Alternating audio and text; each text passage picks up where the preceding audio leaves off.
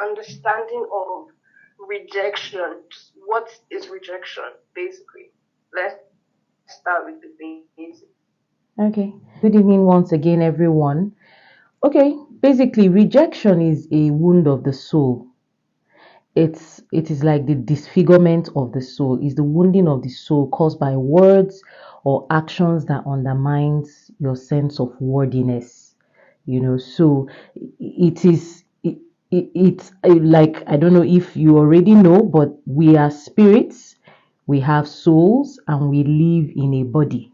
So the soul is like the center of transaction. It's like the middleman between the body, the physical realm, and the spirit. So when words, actions, or things have happened over time, some even things you don't know, they go and sit in the soul, and just like a wound in the soul, it stays there and it festers. And that wound is what we call rejection. So rejection is like a broad name for a wide range of issues, if you permit me to say. But that's just a basic understanding of what rejection is. On to the next speaker. I'd like to ask you, Ma, have you ever um, dealt with the situation of rejection? Have you ever been through that before? And could you just tell us how you felt? Okay. So the truth about rejection is that sometimes it starts from even before a child is born, like the process of conception, the child being in the womb, and all that. So, a lot of things. Remember, I said it has to do with words and actions, and that affects the soul of the child. So, sometimes we're in, people that were born out of wedlock or maybe unexpected conception, and the emotions of the mother, the emotions in the environment is absorbed into the soul of the child. So there are people that are born angry or born sad, born, with those tendencies to depression and all those things. Then with time, those things begin to manifest. I have had such. It wasn't actually because I was born out of wedlock or anything, but growing up, there was that feeling that I was not accepted. Like I had to do so much to measure up. I kind of grew up very fast. So I advanced way beyond my age. So I was not really amongst my age mates. I was most times in class with people 4, 5 years older than I am. So I was very tiny and I had to fit in with mature people that always put me down and tell me I'm not, good enough. I had really large lips growing up. There was this cartoon figure, Dexter and Didi, in Dexter's Laboratory, then in Cartoon Network, and they used to attribute my body shape to Didi. She had really long, very long, disproportionate legs to her body, and that was almost how I was. And it affected me because I tended to see myself that way. I couldn't fit in with people my age because they were way below me. I couldn't fit in with people that was in the same class or the same set with because they felt they were way above me. So it really affected a lot about me. I always felt like I needed to get someone's approval to do something. I needed someone to, affirm me at like irregular or on excessive affirmation. There is, yes, adequate affirmation, but when it becomes excessive, like, oh, is my hair okay? And they tell you, oh, your hair is okay. And they tell you, no, are you sure it's okay like this? Oh, is my eye like, that kind of thing? And it really affected me growing up. It took a while, with God's help and a lot of reaffirmation. And truth be told, there are times when those things want to come up again, even right now, and I'm like, no, no, no, I know better. These are the things, that tools that I've equipped myself with and people have equipped me with, that I've been able to handle some of those issues. So yes, I have been through them, and it's not a good place to be, sincerely speaking. It's not a good place to be. Yeah. Sorry, how we can manage heartbreaks, how we can deal with it, and how we can also deal with losing a relationship. Because Okay. to me personally, I've been in, I've been heartbroken so many times, but I still find myself coming back or feeling or getting into that kind of conundrum, like that Again. kind of scenario again, and still getting heartbroken, I want to know how we can deal with that and how we can manage ourselves. Okay. Thank you for this question. I believe you're asking practical tips on how to deal with a broken heart. Yes. You know, a relationship has just ended, and it's the truth about it is that, you know, what happens is emotions bond us. Like, I don't know if you've had someone you quarreled with, or you had, like, maybe you people went through battles together or something, and there was a win. Those things actually bond us. That's one of the things that emotions do for us. They are designed to bond us. They are designed to, you know, create that, you know, soul tie, like we talk about. So some of the practical things you can do, aside from the things I mentioned earlier on, is first of all, it has ended. Accept it. If the person, you know, there's no partnership when one person is not in it. So sometimes it may not have even ended when the person said, I'm done, or when you said, I'm done. It may have ended way before that. So accept it. This is where we are at. Accept it as it is at that point. Like I always say, it is hard. But in the practice of it, I've lost this, is gone. Then your support system, which is one of the reasons why I really appreciate this, I will keep saying it again. Find your core people, like the people that have your back at every point in time. And of course, like I was talking to some people about the benefit of having a very strong backbone. Like sometimes we underestimate the power of having that support system until something happens, and maybe you have a neck pain or a back pain, and you're like, everything about you just scatters. It's like the whole world is just in chaos. So if you don't have a support system, when things go wrong, it actually affects you way more than you know what it is. So sometimes you have a heartbreak, and there are some of your people that have your back, and they just come around like, okay, let's just go hang out, or oh, let's just pray together, or oh, let's do this together, because they know the kind of things that can get you out. They already know you, so it's necessary to get back to your support system. A lot of times we pull away from people because where maybe one person has hurt us, or two or three people have hurt us, and we just pull away completely from people. It actually encourages that feeling of being lonely, that feeling of loss. It encourages it. So it's necessary to find people that can have your back, you know, at that point, and say, hey, guy, this babe don't leave me. Oh. You know, she finally left me, or I've caught her cheating and I had to end it. I can't take this, you know. So very, very important to have a support system, and find someone to talk to. Talk to someone. It could be someone new or someone, you know, I don't know, but I will encourage people to talk to someone that understands, aside from your support system, because sometimes there are people that you have that you don't even need to tell them what's up. They just know how far. It's like they just know there's something up with you, and they are there for you. It's also good to find someone to talk to about the issue. Talk about it. What happened? How do you feel? What went on? Talk about it. The thing you do in talking sometimes is that when you're talking, it's like you hear yourself first before you even hear someone else. So it comes back to you, and you're like, oh wow, these were the things that happened, these were the things that didn't happen. Talk about it. Journaling, write about it. Write how you feel, like just pour it out in writing. You know, some people prefer talking. Like I said, you can record your voice and just record how you feel. Oh, today is the 5th of whatever, 5th of July 2023, and Grace, I don't know if there's a Grace, please, I'm just using a random name, you know, and Grace has just broken my heart. How can she do this to me? I saw this video. How can she do this? I trusted her, but me say what, you know, and you're just talking about it, and probably you record it or you do journal, write it down. Very important. Then take a break from your normal routine as much as you can. If there were places you visited together, things you did together, take a break. Take a break is very, very important. Take it that I have there are so many ways you can take a break. Take a break from your normal routine.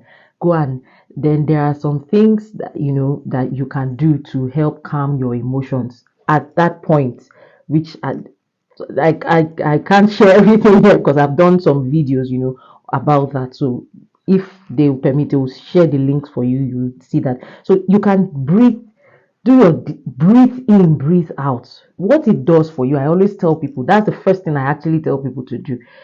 Just take deep breaths, like deep belly breaths. What it does is it tells your heart to calm down. It's all right, because at that point, or for a while, your sympathetic system that is for the that is excited, so is ready to take action. So some people they just burst out and they are crying. Some people want to beat up someone. Some people are different emotions that come up at that point, and it's really hard to take a sane decision. Amazingly, it actually affects every other area of your life. So it may not even affect just your emotions, or it may affect your relationship with your roommates, with your family. Like everything is just going, all right. Like everything is just upside down, and you don't know what to do at that point. Take deep breaths. Just breathe. It's not the end of the world. So when you're taking those deep breaths, it's like telling your heart. I actually tell people to literally, as much as they can, just tap their hearts. It's something we do for trauma therapy, but it's not something that I can address everything right now. But just tap yourself gently, reminding yourself that it's okay. It's all right. You are fine. You can make it. You will make it through. And that leads me to the next tip: self talk, positive self talk, self affirmation. It comes from the place of who you are. Who am I? And what are you telling yourself at that point? Are you telling yourself that you're a failure because the relationship failed? Or are you telling yourself that you are worthless because the person walked out on you?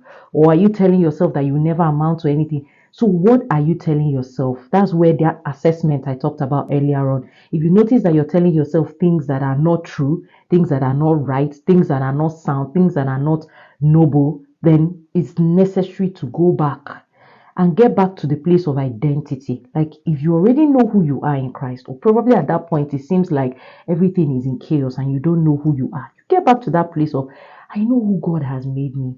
He has made me a king's bride. I am his bride. I am his son.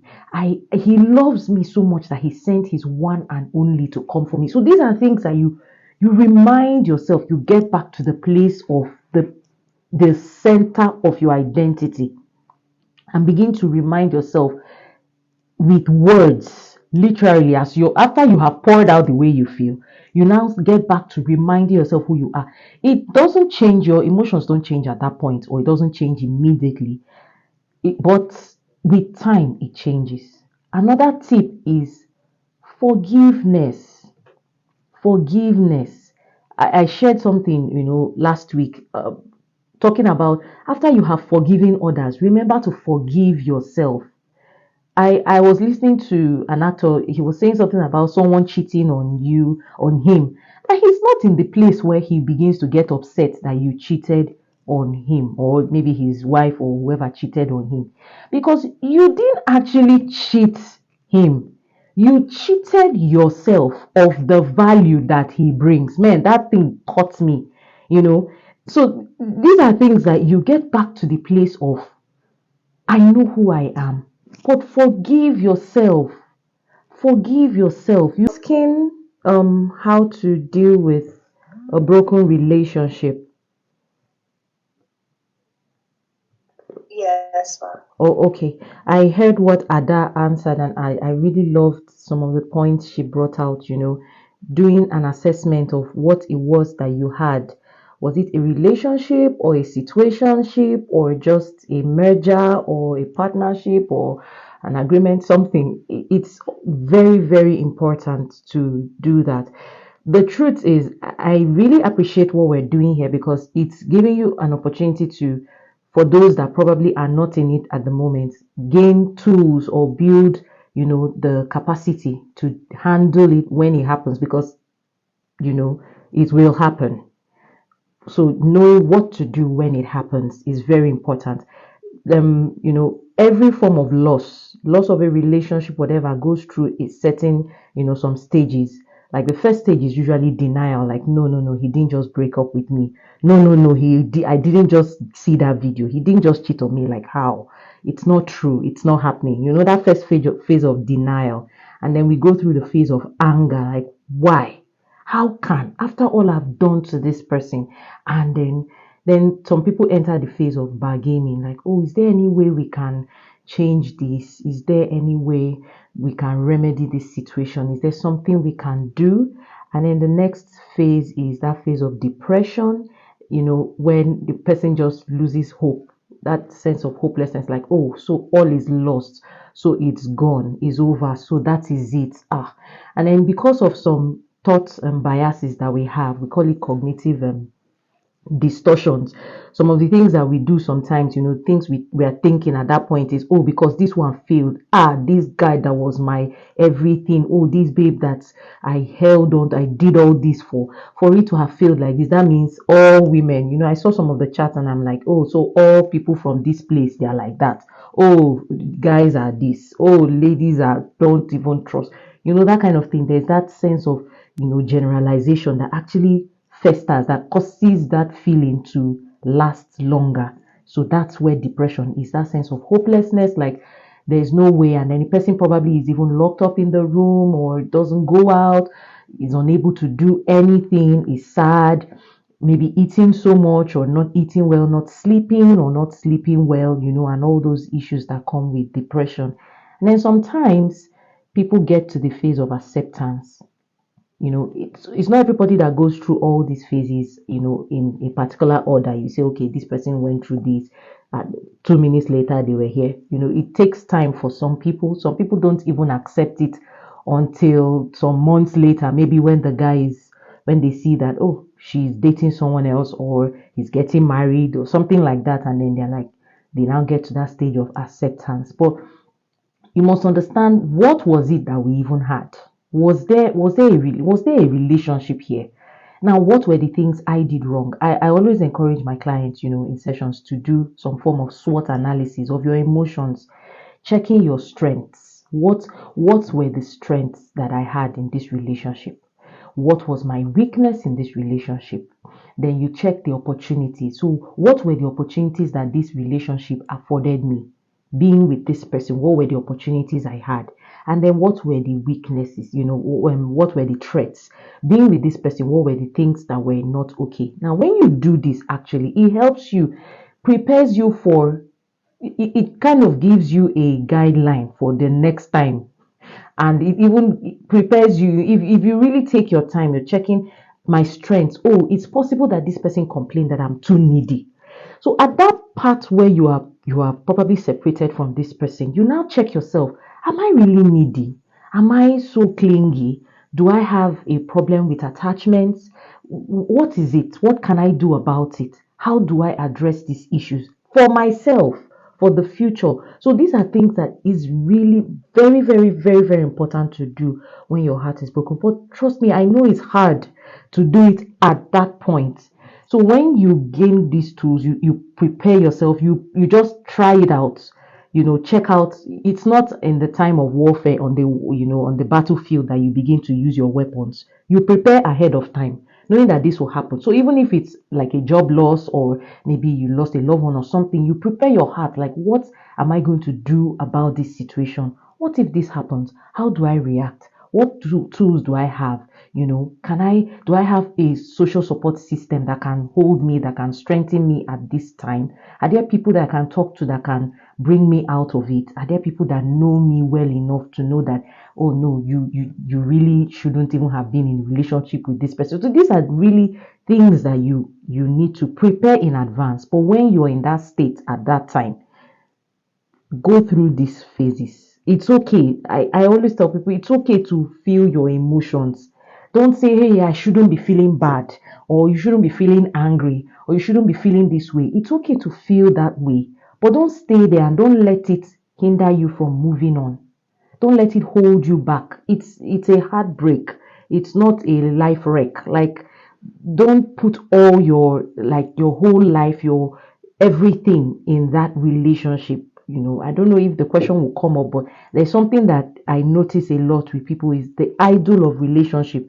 So instead of taking time to be on their own and address their issues, they jump into another relationship, and the same problem festers. So it tends to become a pattern, and they begin to feel like, oh, this is how it is with everybody, without necessarily checking, so what really happened? How do I try to, as much as is within my capacity, make sure this does not repeat itself? And that's it. I hope I answered your question.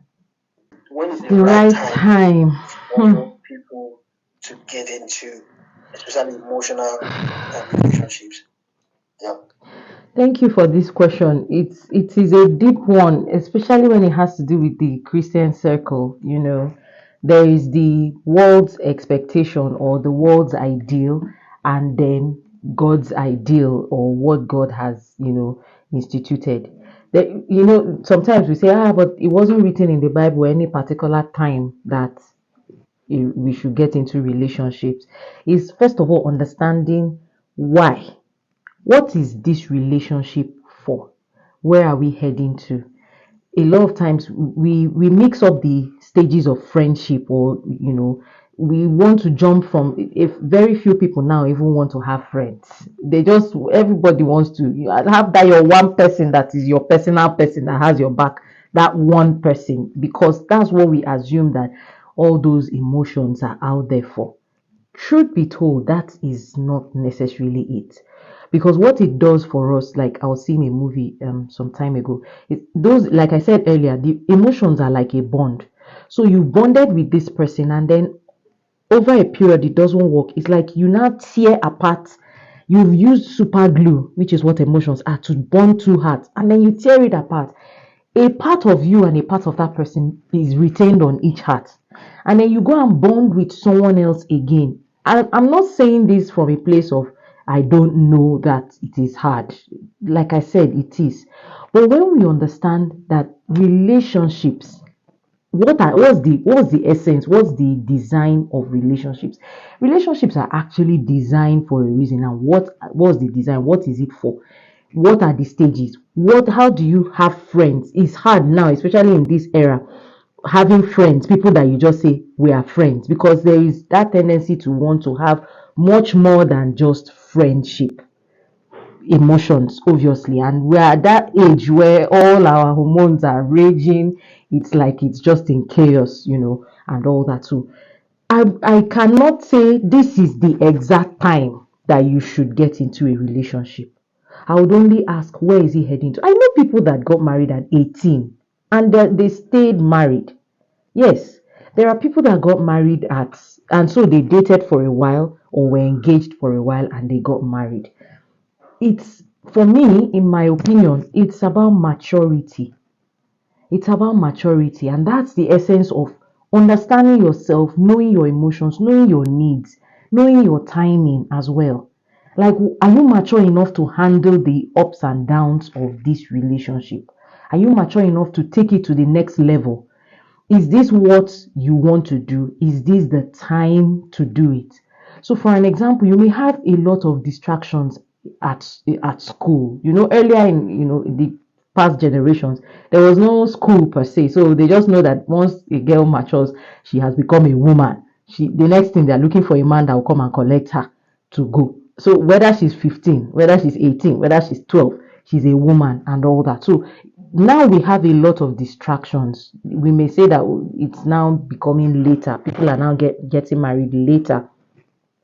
So really, in sincerity, I cannot say this is the exact time, but maturity. Maturity is the thing. Emotional maturity. Truly, relationships too, you need money. So to some extent, financial maturity. And then when things come up, at least we are Christians. Spiritual maturity is also important.